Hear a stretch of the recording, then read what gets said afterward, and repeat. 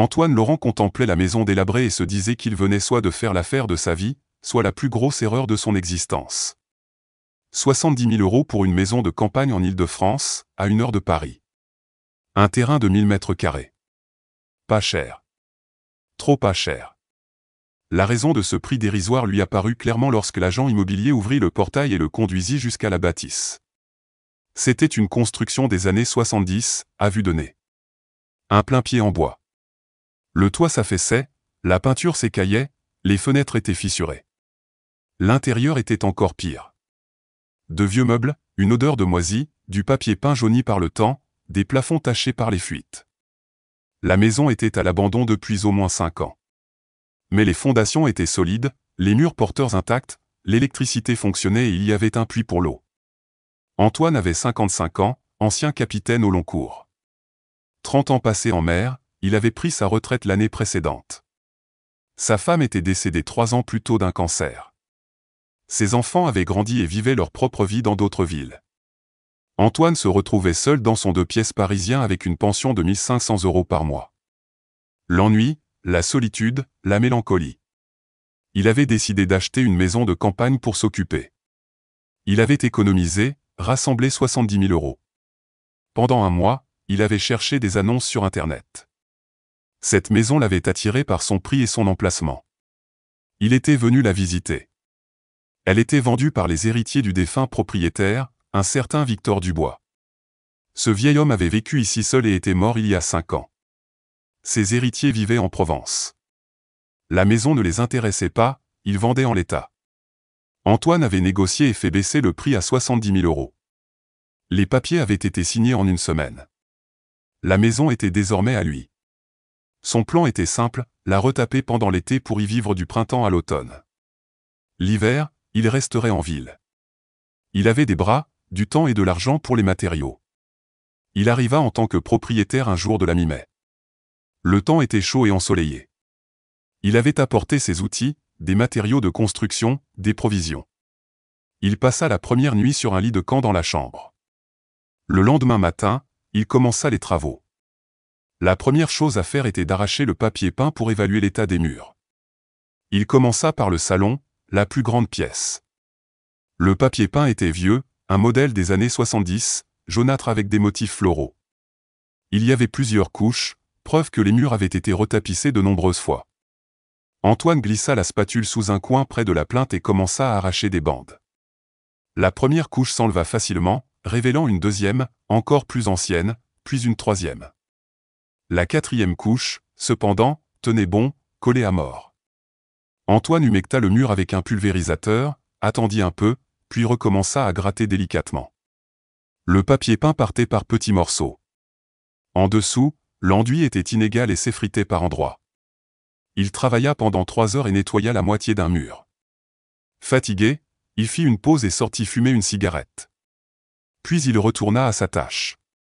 Il s'attaquait à la 4e couche de papier peint sur le mur du fond, près de la fenêtre, quand il arracha un grand morceau. En dessous, ce n'était pas de l'enduit. C'était du tissu, une toile.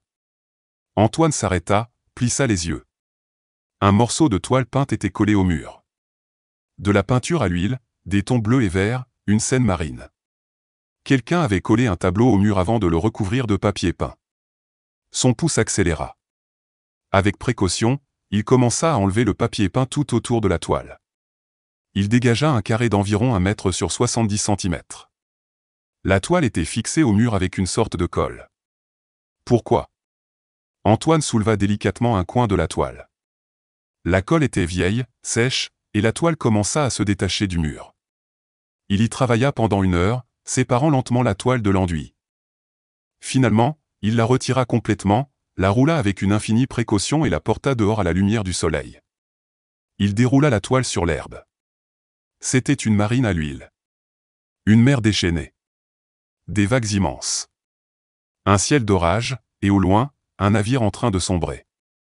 Le style était réaliste, l'œuvre d'un professionnel. En tant qu'ancien marin, Antoine connaissait la peinture de marine, il aimait Turner, avait vu ses œuvres dans les musées. Ce tableau avait un style similaire, mais plus ancien. Il examina le coin inférieur droit. Il y avait une signature, Vernet 1778. Son cœur fit un bond. Si c'était un authentique Vernet, cela valait des millions. Mais c'était peut-être un faux. Il existait de nombreuses contrefaçons. Antoine rentra la toile dans la maison, l'étala sur la table, alluma la lumière et l'examina de plus près. La toile était vieille et assombrie par le temps. Les peintures étaient craquelées mais bien conservées. Le châssis en bois était ancien. Au dos de la toile, un cachet illisible et une inscription au crayon presque effacée. Il sortit son téléphone et photographia le tableau sous différents angles. Il chercha sur Google Vernet mer navire. Des centaines de résultats apparurent. Il fit défiler les images, comparant. Il y en avait beaucoup de similaires, mais pas exactement celle-là. Il tenta une recherche par image. Rien de concret. Il appela un ancien collègue de la marine qui était passionné de peinture. Il lui demanda s'il connaissait un bon expert en art à Paris. Son ami lui donna le contact d'une galerie d'antiquités à Saint-Germain-des-Prés. Antoine nota l'adresse. Le lendemain, il se rendit à Paris, la toile roulait dans un tube. Il trouva la galerie et entra. Derrière le comptoir se tenait une femme d'une quarantaine d'années. Elle se présenta comme Hélène Blanchard, experte en articles. Antoine expliqua qu'il avait trouvé un tableau sous le papier peint de sa maison de campagne et qu'il voulait savoir ce que c'était. Il déroula la toile sur la table. Hélène s'approcha, jeta un coup d'œil, et son expression changea. Elle se pencha, sortit une loupe et étudia la toile en silence pendant 5 minutes. Puis elle se redressa et le regarda sérieusement. Elle dit que si c'était un original, le tableau s'appelait La petite vague scélérate. Une œuvre de Claude-Joseph Vernet de 1778. Il avait été volé au musée du Louvre en 1995. L'un des plus grands vols d'art du siècle. On l'avait cherché pendant 30 ans, sans succès. Sa valeur aux enchères était estimée entre 150 et 250 millions d'euros. Antoine écoutait, n'en croyant pas ses oreilles. 200 millions d'euros sous le papier peint d'une maison achetée 70 000 euros. Hélène Blanchard parlait lentement, choisissant ses mots. Elle expliqua que seule une expertise approfondie pourrait confirmer l'authenticité de l'œuvre. Il faudrait analyser la peinture, la toile, le châssis, faire des radiographies, des tests chimiques. Cela prendrait plusieurs semaines et coûterait cher. Mais d'après les signes visuels, le tableau ressemblait fort à une véritable œuvre de Vernet. Le style était caractéristique de l'artiste. La manière de représenter les vagues, l'écume, le ciel. La palette de couleurs était typique. La technique des coups de pinceau était reconnaissable. La signature semblait authentique, bien qu'elle doive aussi être vérifiée. La toile et les pigments correspondaient, en apparence, au XVIIIe siècle. Les craquelures du vernis étaient naturelles, pas le résultat d'un vieillissement artificiel. Si c'était bien la petite vague scélérate, c'était une découverte d'une portée historique. Le tableau figurait sur la liste des biens culturels volés d'Interpol. 30 ans. La compagnie d'assurance avait versé 25 millions d'euros de dédommagement au musée en 1996. Depuis, on cherchait le tableau, en vain. Antoine demanda ce qu'il devait faire. Hélène répondit que la situation juridique était complexe. Si le tableau était volé, il appartenait au musée. La personne qui le trouvait était tenue de le restituer. Le recel d'objets volés était un délit pénal. Mais il existait une loi sur la découverte de trésors culturels. Si une personne trouvait un tel objet fortuitement et le déclarait aux autorités, elle pouvait recevoir une récompense allant jusqu'à 20% de sa valeur marchande. 20% de 200 millions, c'était 40 millions d'euros. Une somme colossale, mais il fallait agir dans le respect de la loi. D'abord, confirmer l'authenticité par une expertise, puis en informer le musée et la police. Officialiser la découverte, et alors il aurait droit à la récompense. Antoine la remercia, reprit son tableau et partit. Tout le long du trajet jusqu'à sa maison, il ne cessa de penser, 200 millions d'euros accrochés sous du papier peint. Qui avait caché cela? L'ancien propriétaire, ceux du bois, ou quelqu'un avant lui. La maison avait été construite au début des années 70, le vol avait eu lieu en 1995. Donc, le tableau avait été caché après le vol. De retour chez lui, Antoine chercha sur Internet l'histoire de ce vol. Il trouva plusieurs articles. En février 1995, 2 tableaux de Vernet avaient été dérobés au musée du Louvre, La petite vague scélérate et Le calme plat. Des œuvres en pendant, peintes la même année, qui étaient exposés côte à côte.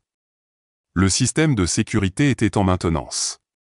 Quelqu'un en avait profité pour s'introduire de nuit, découper les toiles de leur cadre et les emporter. Les voleurs n'avaient jamais été retrouvés. Le musée s'était tourné vers sa compagnie d'assurance et avait reçu une indemnité de 25 millions d'euros pour les 2 œuvres. L'assurance avait lancé un avis de recherche international. Les tableaux ne sont jamais réapparus nulle part. Ni aux enchères, ni chez des collectionneurs, ni sur le marché noir. Ils s'étaient volatilisés. Antoine fit des recherches sur l'ancien propriétaire de la maison, Victor Dubois. Né en 1945, décédé en 2020. Il avait travaillé comme ingénieur dans une usine d'armement. Il vivait seul, n'avait pas de famille. Il avait construit la maison lui-même en 1972. Après sa retraite, il y avait vécu toute l'année. Les voisins disaient qu'il était silencieux, peu sociable, qu'il ne fréquentait personne. Dubois aurait-il pu voler les tableaux, les acheter aux voleurs ou les trouver? Impossible à savoir.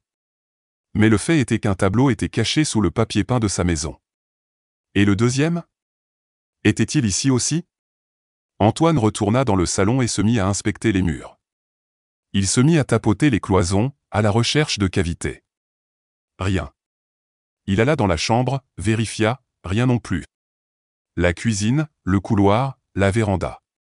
Partout, les murs étaient recouverts de lambris ou d'enduit sous le papier peint. Il décida d'arracher tout le papier peint, de vérifier chaque mur. Il y passa 3 jours, à décoller le papier peint de toutes les pièces. Il ne trouva qu'un seul tableau, celui du salon. Rien d'autre. Mais une idée le taraudait. 2 tableaux avaient été volés. L'un était ici, mais où était le second? Vendu, caché ailleurs, détruit?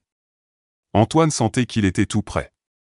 La logique lui dictait que si l'un avait été caché ici, le second devait l'être aussi. Des œuvres en pendant. Volées ensemble, donc cachées ensemble. Mais où? Antoine inspecta la maison encore et encore. 3 jours à vérifier chaque recoin. Et soudain, il eut une illumination. La chambre. Là aussi, le papier peint avait plusieurs couches. Il n'avait enlevé que les couches supérieures. Les plus anciennes tenaient bon. Il n'avait pas insisté. Il fallait vérifier plus attentivement. Il retourna dans la chambre. Il commença à arracher les couches de papier peint restantes sur le mur du fond, derrière le lit. Il humectait, décollait, grattait. Il travaillait avec soin. Il enleva 3 couches. Sous la 4e, de nouveau, une toile. Son cœur s'emballa. Il décolla délicatement le papier peint tout autour. Il dégagea la toile. Elle mesurait environ 1 mètre sur 80 cm. Une peinture à l'huile. Une marine. Une mer calme. Une surface lisse, un coucher de soleil. Un voilier au loin. Le même style, la même signature en bas, Vernet 1778. Le deuxième tableau. Le calme plat. Le pendant de la petite vague scélérate. Les 2 tableaux étaient là, sous le papier peint de la maison de Dubois. Antoine avait retrouvé les 2 œuvres volées 30 ans plus tôt. La valeur des 2 tableaux réunis approchait les 500 millions d'euros. Antoine détacha délicatement le second tableau du mur, le porta à la lumière, le déroula sur l'herbe à côté du premier. 2 œuvres en pendant, au sujet contrasté, l'une représentait la tempête, la fureur des éléments, la perte d'un navire, l'autre, le calme, la quiétude, un coucher de soleil. Une paire classique chez Vernet, qui aimait peindre ces contrastes. Les 2 tableaux étaient en bon état. Sous le papier peint, ils avaient été à l'abri de l'humidité. La température était stable. Les peintures étaient craquelées par l'âge, mais ne s'effritaient pas. Les toiles étaient intactes, les châssis anciens. Quiconque les avait cachées l'avait fait intelligemment, en les protégeant de la lumière, de l'humidité et des variations de température. Les tableaux avaient passé 30 ans cachés et avaient survécu. Antoine rentra les 2 toiles, les posa sur la table, photographia la seconde sous tous les angles, puis appela Hélène à la galerie. Il lui annonça qu'il avait trouvé le 2e tableau de la paire. Hélène poussa un cri de surprise. Les 2. C'était incroyable. Elle lui demanda de lui envoyer des photos. Antoine s'exécuta. Hélène le rappela 1 heure plus tard, la voix excitée.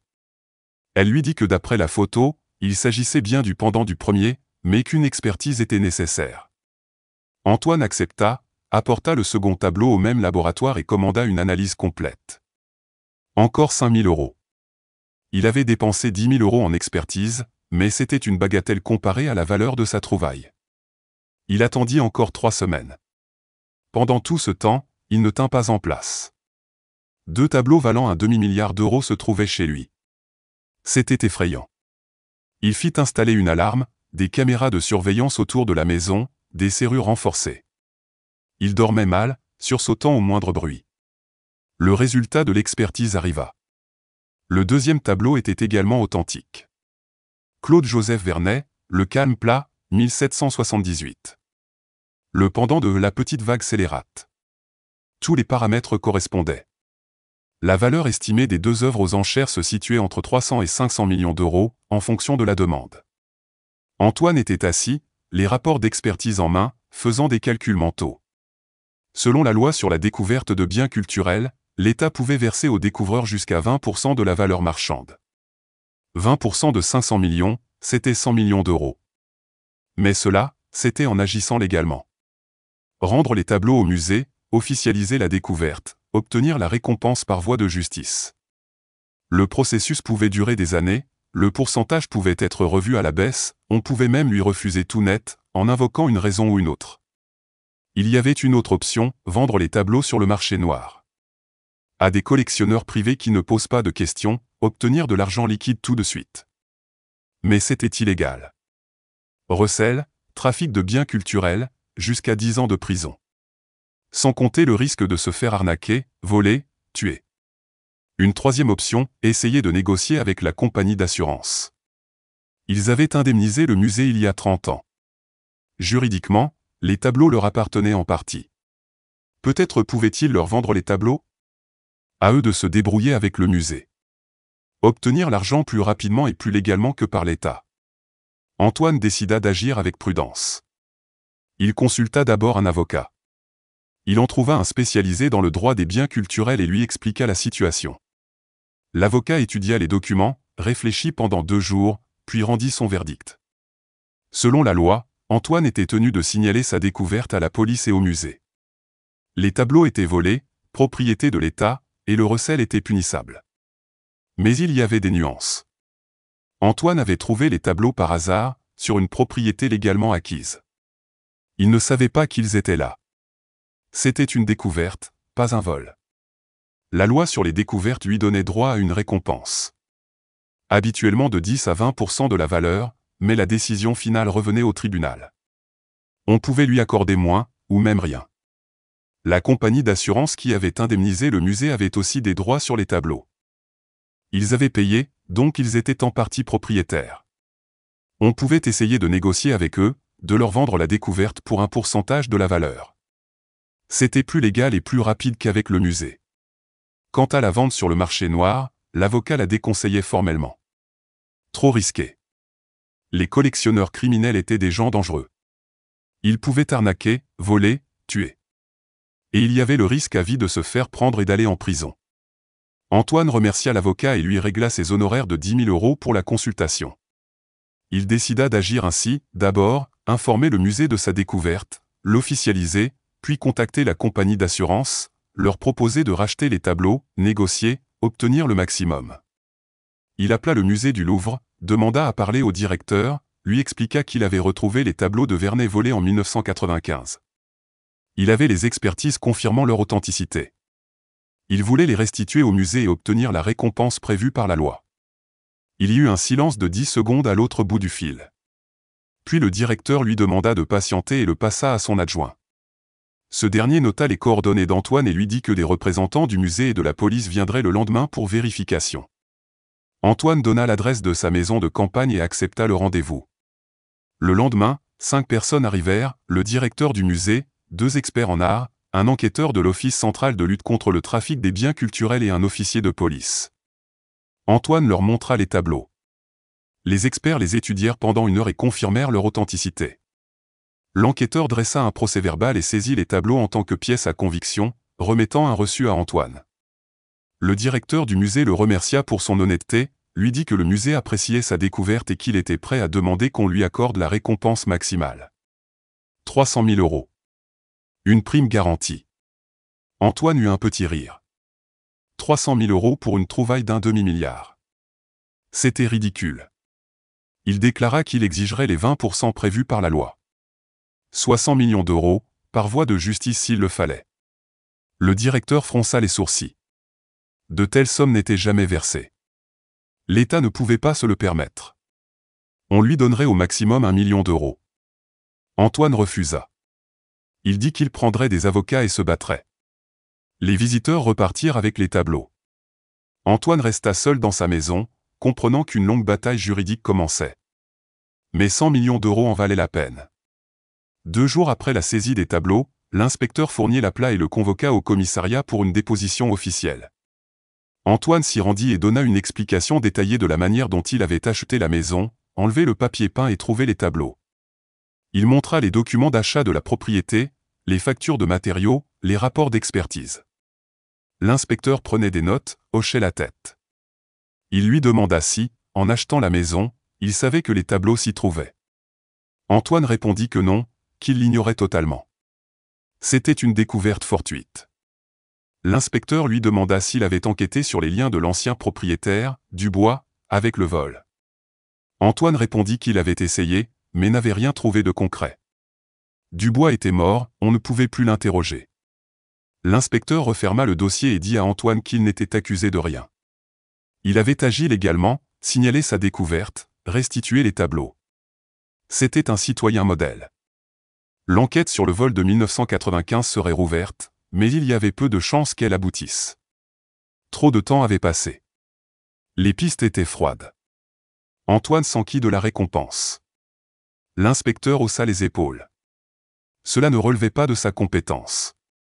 Adressez-vous au tribunal. Invoquez la loi sur les découvertes. C'est un juge qui décidera. Antoine prit congé et engagea un avocat spécialisé. L'avocat lui dit que l'affaire était complexe, qu'il y avait peu de précédents. Habituellement, les découvertes étaient évaluées à quelques milliers ou millions d'euros. Là, on parlait de centaines de millions. L'État ne voudrait pas payer de telles sommes. Ils allaient faire traîner les choses, réduire le pourcentage, invoquer le budget. Mais la loi était du côté d'Antoine, il avait fait sa découverte légalement, avait restitué les biens volontairement, il avait droit à 20%. Il fallait déposer une plainte, exiger le maximum, aller au procès pendant des années s'il le fallait. Au final, on lui accorderait quelque chose. Peut-être pas 100 millions d'euros, mais au moins 10 ou 20 millions. C'était tout à fait réaliste. L'avocat prépara une assignation en justice, demandant que la découverte soit reconnue comme légale et que 20% de la valeur marchande des tableaux lui soit versée. La valeur était estimée par les experts à 500 millions d'euros, 20% représentait donc 100 millions d'euros. Une somme colossale. L'assignation fut déposée au tribunal de grande instance de Paris. Les défendeurs étaient le ministère de la Culture et le musée du Louvre. L'audience fut fixée 2 mois plus tard. Pendant la préparation du procès, différentes personnes commencèrent à rendre visite à Antoine. Les premiers furent les représentants de la compagnie d'assurance qui avait indemnisé le musée en 1996. 2 hommes en costume strict avec des serviettes en cuir se présentèrent comme des juristes de la compagnie Hercule Assurance. Ils expliquèrent la situation. En 1996, leur compagnie avait versé 25 millions d'euros au musée du Louvre en compensation des tableaux de Vernet volés. Selon les termes du contrat d'assurance, le droit de propriété sur les tableaux avait été partiellement transféré à la compagnie d'assurance. Maintenant que les tableaux avaient été retrouvés, la compagnie avait des droits légaux sur eux. Le musée devait soit rembourser les 25 millions versés, plus l'inflation, soit céder les tableaux. Le musée n'avait pas l'argent, donc les tableaux devaient revenir à la compagnie d'assurance. La compagnie les vendrait aux enchères internationales et récupérerait son investissement. Mais il y avait un problème, Antoine. Il avait trouvé les tableaux et avait droit à une récompense. Le procès pouvait durer des années. La compagnie proposait un compromis. Antoine renonçait à ses poursuites contre le musée et l'État. En échange, la compagnie lui versait 20 millions d'euros en liquide dans un délai d'1 mois. Tout le monde était content, tout le monde était gagnant. Antoine écoutait, réfléchissait. 20 millions d'euros. Une somme énorme. De quoi vivre plusieurs vies. Et l'obtenir tout de suite, sans procès, sans attente.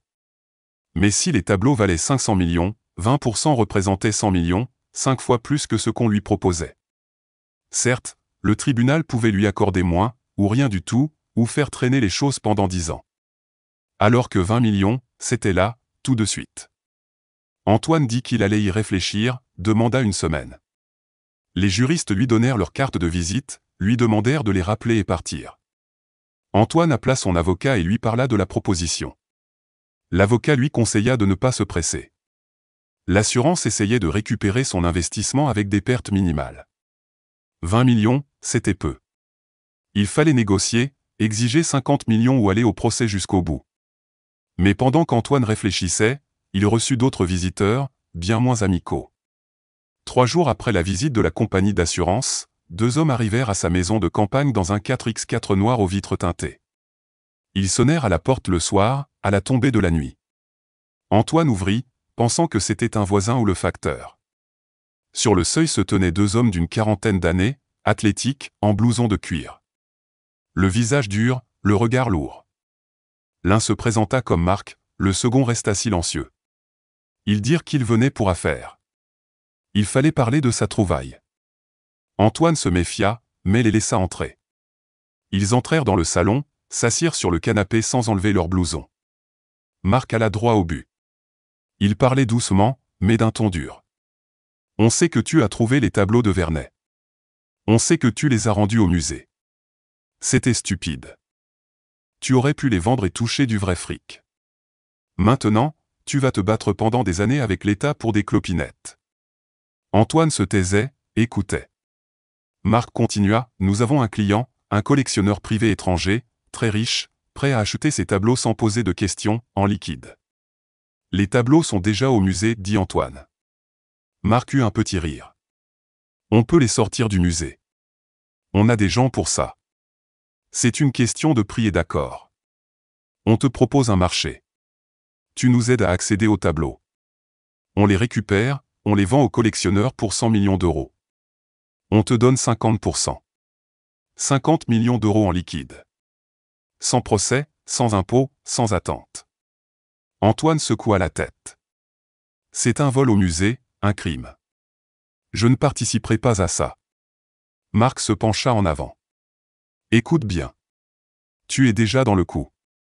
Tu as trouvé des tableaux volés, tu n'as pas prévenu la police tout de suite, tu les as gardés chez toi pendant des mois, tu as fait faire des expertises. C'est du recel. On peut témoigner que tu nous as proposé de vendre les tableaux sur le marché noir. Tu iras en prison.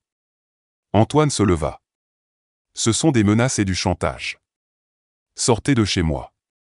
Marc se leva aussi, s'approcha de lui. Tu n'as pas compris. Ce n'est pas une proposition, c'est une exigence. Soit tu travailles avec nous et tu touches 50 millions, soit tu refuses et tu auras de gros problèmes. Réfléchis jusqu'à demain. On t'appellera. Les 2 hommes partirent. Antoine ferma la porte, s'assit sur le canapé, les mains tremblantes. C'était du grand banditisme, dangereux. Il le menaçait, exigeait sa participation à un vol. S'il refusait, il pouvait le piéger ou lui faire du mal. Il fallait agir. Il appela l'inspecteur Fournier, celui qui s'occupait de l'affaire, et lui raconta la visite et les menaces. L'inspecteur lui dit de venir le lendemain matin pour déposer plainte. Le soir, un appel d'un numéro inconnu. C'était Marc, la voix furieuse. « Tu es allé voir les flics. Grosse erreur. Maintenant, il y aura des conséquences. » Antoine lui dit de le laisser tranquille, sinon il enregistrerait toutes les menaces et les transmettrait à la police. Marc se mit à rire. « Essaie pour voir. » Il raccrocha. Antoine installa une application d'enregistrement d'appels sur son téléphone. Il renforça les serrures de ses portes et fenêtres. Il acheta une bombe lacrymogène pour se défendre. Il comprenait que les criminels pouvaient essayer de faire pression plus fort. Mais pendant qu'il attendait leur prochain coup, une nouvelle proposition arriva. Cette fois, inattendue. Une femme l'appela. Elle se présenta comme Sophie Dubois, la fille de l'ancien propriétaire de la maison. Elle dit qu'elle avait appris par les journaux la découverte des tableaux. Elle voulait le rencontrer pour discuter d'une affaire importante. Antoine accepta de la rencontrer dans un café en ville. Le lendemain, il s'y rendit. Sophie était une femme d'une cinquantaine d'années, d'apparence distinguée, modestement vêtue. Elle s'assit en face de lui, commanda un thé et commença à raconter. Son père, Victor Dubois, était bien le propriétaire de la maison. Elle avait grandi à Paris et avait peu de contact avec son père, qui était un homme renfermé. Après sa mort, la maison avait été vendue par des parents éloignés. Elle ne s'y était pas opposée, la maison ne l'intéressait pas. Mais quand elle avait appris l'histoire des tableaux, elle s'était souvenue de choses étranges. Dans les années 90, son père avait travaillé comme gardien au musée du Louvre. Pas longtemps, 1 an ou 2, puis il avait démissionné. À l'époque, elle n'y avait pas prêté attention, mais maintenant, elle comprenait qu'il pouvait être lié au vol des tableaux en 1995. Sophie sortit des documents. Le livret de travail de son père. Une inscription, engagée comme gardien au musée du Louvre en janvier 1994. Licencié en mars 1995, juste un mois après le vol des tableaux. Une coïncidence? Peu probable. Antoine regardait les documents, réfléchissait. Dubois était gardien au musée. Il aurait très bien pu être l'informateur qui avait divulgué les informations sur la maintenance du système d'alarme, ou même un complice du vol. Il aurait récupéré les tableaux, les aurait cachés dans sa maison sous le papier peint, attendant que les recherches se calment. Mais quelque chose avait mal tourné. Les tableaux étaient restés là jusqu'à sa mort. Sophie continua, juridiquement, mon père était le propriétaire de la maison. Les tableaux ont été trouvés sur sa propriété, ce qui signifie qu'il les a cachés. S'il a participé au vol, les tableaux sont le produit de son activité criminelle. Selon la loi sur la confiscation, les biens d'un criminel peuvent être saisis par l'État. Mais si on peut prouver qu'il a agi seul, sans complice, les héritiers peuvent prétendre à une part. Elle proposait une collaboration à Antoine, prouver ensemble la participation de son père au vol. Puis, par voie de justice, demander que les tableaux soient reconnus comme propriété partielle des héritiers et partager la récompense en deux. La moitié pour Antoine, la moitié pour elle. C'était avantageux pour les deux. Antoine réfléchissait. Cela compliquait encore plus l'affaire. Des héritiers avec des revendications, un autre procès en perspective. Mais d'un autre côté, si Dubois était vraiment le voleur, cela expliquait comment les tableaux étaient arrivés à la maison et pouvaient aider dans les négociations avec le musée et l'assurance. Il dit à Sophie qu'il allait y réfléchir. Elle lui laissa ses coordonnées et prit congé. Antoine resta au café, finissant son café, songeur. La situation devenait de plus en plus complexe. L'assurance proposait 20 millions. Les criminels exigeaient sa participation pour 50 millions. L'héritière voulait partager la récompense. Le musée proposait 300 000 euros. Le tribunal pourrait accorder un montant intermédiaire, mais après des années. Qui donnerait le plus? À qui faire confiance? Avec qui travailler? Antoine comprenait qu'il était entraîné dans un jeu compliqué où chacun voulait sa part du gâteau. Il fallait être plus malin que tous les autres. La nuit du 15 juin, vers 3 heures du matin, Antoine entendit un bruit de verre brisé. Il sursauta, le cœur battant. Des voix en bas, des bruits de pas. Quelqu'un s'était introduit dans la maison.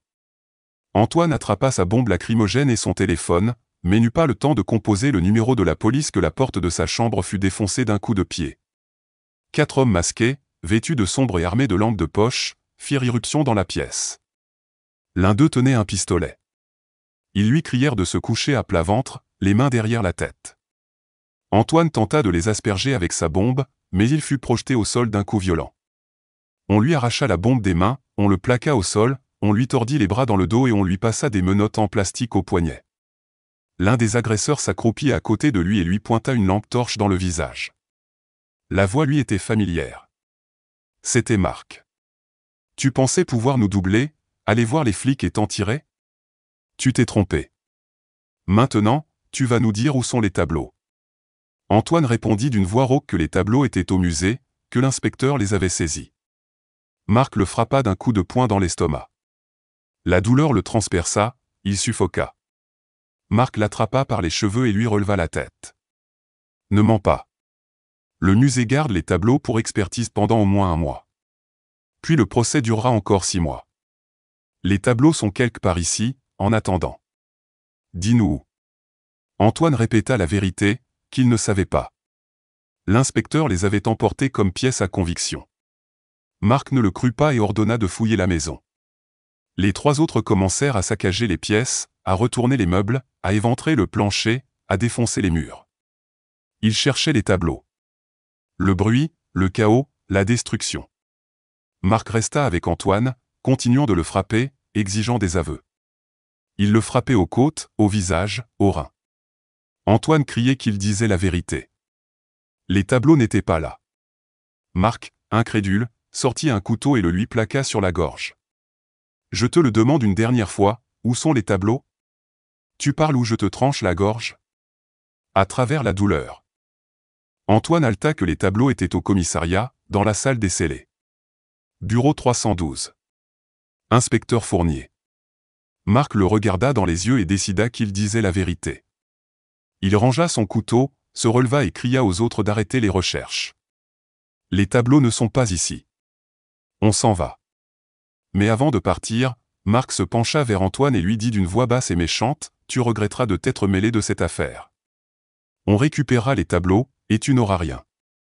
Tu peux continuer à te battre avec ton état pour des miettes, ou tu travailles avec nous et tu auras ta part. » Réfléchis. Les quatre hommes partirent. Antoine resta étendu sur le sol, ligoté, en sang, endolori. Ses côtes lui faisaient un mal de chien. Il resta quelques minutes sans bouger. Puis il commença à frotter ses menottes contre le coin d'un radiateur. 20 minutes d'effort jusqu'à ce que le plastique cède. Il libéra ses mains, se releva avec peine, chaque mouvement une torture. Il attrapa son téléphone par terre et composa le 17. Ambulance et police haltatent-ils en donnant son adresse. On m'a attaqué et battu. L'opérateur lui promit d'envoyer de l'aide. À l'hôpital, on diagnostiqua 2 côtes cassées, des contusions sur tout le corps et une arcade sourcilière ouverte. L'inspecteur Fournier vint le matin prendre sa déposition. Antoine lui raconta tout. Fournier fronça les sourcils. Alors maintenant ils savent où sont les tableaux. Il faut renforcer la sécurité. On va les transférer dans un autre entrepôt. Les enregistrements des caméras de surveillance d'Antoine permirent d'identifier 3 des agresseurs. Quelques jours plus tard, de retour dans sa maison saccagée, Antoine eut une idée. Les bandits avaient cherché de grandes toiles, mais peut-être avait-il manqué d'autres cachettes. Malgré la douleur, il se remit à fouiller. Derrière une armoire cassée dans la chambre, il découvrit une lame de parquet descellée. En dessous, une petite niche creusée dans une poutre. À l'intérieur, une vieille boîte en fer blanc. Elle contenait des documents, un vieux passeport au nom de Victor Dubois, son livret de travail, et surtout, une liasse de lettres. C'était une correspondance datant de 1995 entre Dubois et un certain Serge. Dans ces lettres, Dubois décrivait en détail le vol des tableaux, leur plan pour les vendre en Allemagne, et comment le plan avait échoué lorsque Serge avait été arrêté pour une autre affaire. Dubois s'était retrouvé seul avec les tableaux, les avait cachés, mais n'avait jamais réussi à les vendre avant de mourir. Antoine avait maintenant la preuve irréfutable que Dubois était le voleur. C'était un atout majeur. Il fit des copies des lettres, mit les originaux dans un coffre à la banque et appela son avocat. L'avocat lui conseilla de garder cet atout secret pour le moment. Pendant ce temps, la compagnie d'assurance augmentait son offre, la portant à 40 millions d'euros. L'héritière, Sophie, continuait d'appeler. La police recherchait toujours Marc et sa bande. Le procès approchait. Antoine élabora un plan audacieux. Il engagea une sécurité privée et fortifia sa maison. Puis il contacta toutes les parties, la compagnie d'assurance, Sophie, et même Marc, par un intermédiaire. Il les invita tous à une réunion chez lui, promettant de révéler des preuves qui changeraient tout et de vendre ses droits aux plus offrants. Le jour de la rencontre, l'ambiance était électrique. Les juristes de l'assurance, Sophie et son avocat, et enfin Marc, flanqués de 2 gardes du corps, arrivèrent les uns après les autres. Antoine commença les enchères. L'assurance maintint son offre de 40 millions. Sophie proposa 20 millions en échange de son aide. Marc, arrogant, rappela son offre de 50 millions pour sa coopération. Avant de choisir, dit Antoine, je dois vous montrer quelque chose. Il distribua les copies des lettres de Dubois. Le silence se fit. Les visages changèrent. Sophie, livide, comprit que sa revendication d'héritière était anéantie. Les juristes de l'assurance réalisèrent que leur position se renforçait. Marc, lui, s'impatienta. Je me fiche de vos jeux juridiques. 50 millions. Tu travailles avec moi ou pas? À ce moment précis. Sur un signe discret d'Antoine, les portes et les fenêtres volèrent en éclats. Des policiers d'élite en gilet pare-balles firent irruption, armes au poing. Police. Personne ne bouge. Marc et ses hommes furent neutralisés et menottés. L'inspecteur Fournier entra. Marc Savin, nous vous arrêtons pour extorsion, agression et port d'armes illégales. La réunion était un piège. Après l'arrestation de Marc, il ne restait plus qu'Antoine, les représentants de l'assurance, et Sophie, qui ne tarda pas à partir avec son avocat, comprenant que sa cause était perdue. Maintenant que nous sommes entre gens civilisés, dit Antoine au juriste, reparlons affaires. Les lettres prouvaient que les tableaux étaient bien le produit d'un vol. La compagnie d'assurance était donc en position de force pour les récupérer. Mais Antoine détenait les droits du découvreur. Il rejeta leur offre de 45 millions. C'est 55 millions, dit-il, ou bien j'irai au procès et je réclamerai 100 millions. Même si ça doit durer 10 ans. Après une courte discussion, ils parvinrent à un accord. 50 millions d'euros. Le contrat fut signé sur le champ. Mais le destin réservait une dernière surprise. Quelques jours plus tard, Fournier appela Antoine. On a retrouvé le complice de Dubois. Serge. Il vit en Allemagne. Il a tout vu aux infos et il est venu se rendre. Il veut témoigner et réclame sa part. Antoine sentit un frisson le parcourir. Un nouveau prétendant. L'accord avec l'assurance pouvait être remis en cause. Il rencontra Serge au commissariat. C'était un vieil homme qui raconta toute l'histoire. Il avait été le restaurateur qui avait fourni les informations à Dubois, le gardien. Il voulait de l'argent. Dubois m'avait promis 30%, dit-il. Je me contenterai de 10 millions d'euros pour mon silence. Antoine négocia âprement. Ils se mirent d'accord sur 7 millions. Un contrat fut rédigé et signé, sous le regard de Fournier et des avocats. L'affaire était enfin close. 2 semaines plus tard, l'avocat de la compagnie d'assurance l'appela. Bonne nouvelle. Les 2 Vernet ont été vendus aux enchères chez Sotheby's à Londres. Montant final, 600 millions d'euros. Le cœur d'Antoine manqua un battement. Comme convenu, nous vous virons 50 millions. Après impôt, vous recevrez 42 millions nets. 3 jours plus tard, l'argent était sur son compte. Il vira les 7 millions à Serge. Il lui restait 35 millions d'euros. Il était assis dans sa maison de campagne, désormais entièrement rénovée. C'était ici que tout avait commencé. Avec un simple rouleau de papier peint. Il avait traversé les menaces, les coups, les négociations. Il était le vainqueur. Il acheta un Pantouse sur l'avenue Foch avec vue sur la tour Eiffel, une nouvelle voiture de luxe. Il donna 1 million à chacun de ses enfants. Il investit dans l'immobilier, plaça son argent. Il se mit à voyager. À Rome, il rencontra Hélène, une veuve de 50 ans, élégante et cultivée.